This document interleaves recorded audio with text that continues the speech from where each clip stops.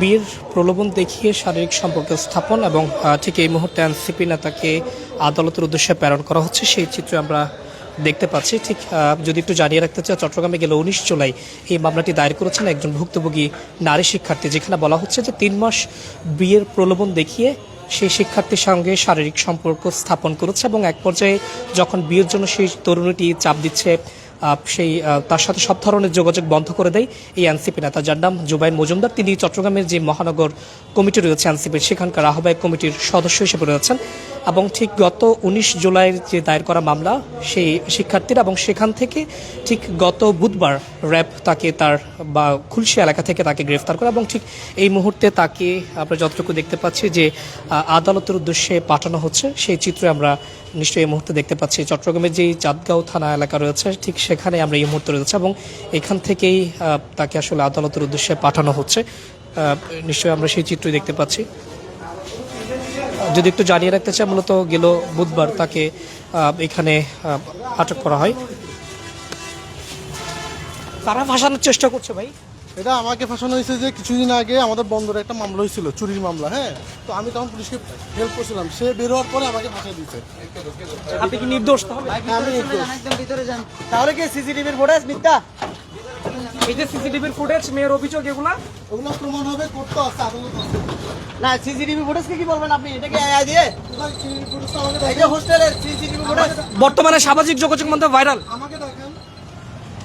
নিশ্চয়ই আমরা এখানে তার সাথে একটু কথা বলার চেষ্টা করছিলাম, যেটি তিনি বলছিলেন যে তিনি তাকে নির্দোষ দাবি করছিলেন, সেই চিত্র আমরা এই মুহূর্তে দেখতে পাচ্ছি এবং তাকে আদালতের উদ্দেশ্যে আমরা যে চিত্র দেখছি তাকে আদালতের উদ্দেশ্যে নিয়ে যাওয়া হচ্ছে।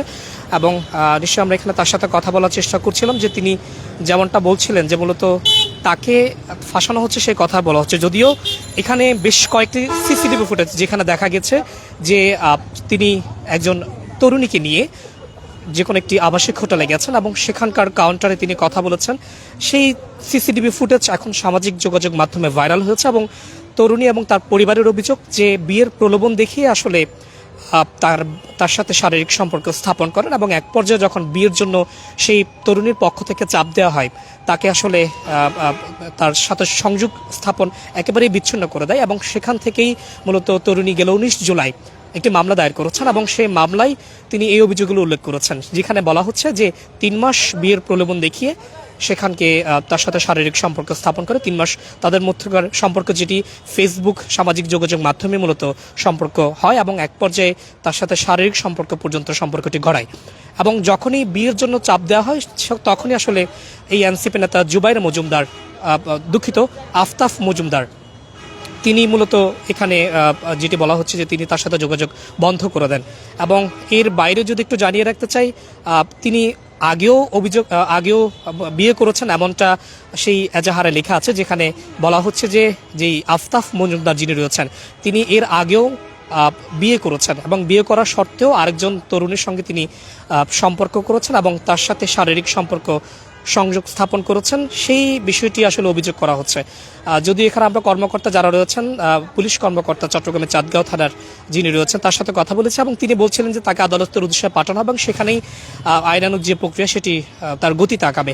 যদিও ভুক্তভোগী তার পরিবার তারা আসলে এটির সুনির্দিষ্ট বিচার চাইছেন এবং একই সাথে যিনি অভিযুক্ত তিনিও আসলে তাকে নির্দোষ দাবি করছেন, যদিও যে তিনি আমরা যে প্রশ্নটি করলাম যে বিভিন্ন সামাজিক যোগাযোগ মাধ্যমে হোটেলের যে চিত্র, হোটেলের যে সিসিটিভি ফুটেজ সেটি ভাইরাল হয়েছে সেটি তিনি অস্বীকার করেছেন।